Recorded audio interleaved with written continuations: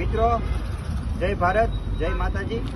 આજે જાડેજા પરિવાર તેમજ જાડેજા ક્ષત્રિય સમાજ અને હાલારી ભાઈઓ તેમજ કચ્છી જાડેજા ભાઈઓના નૂતન વર્ષને સૌને અભિનંદન પાઠવું છું।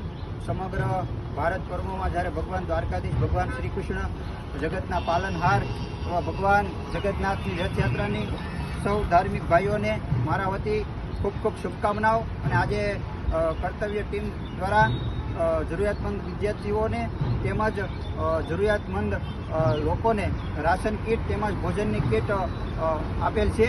તો દરેક ભારતીયોને જય માતાજી, જય ભારત।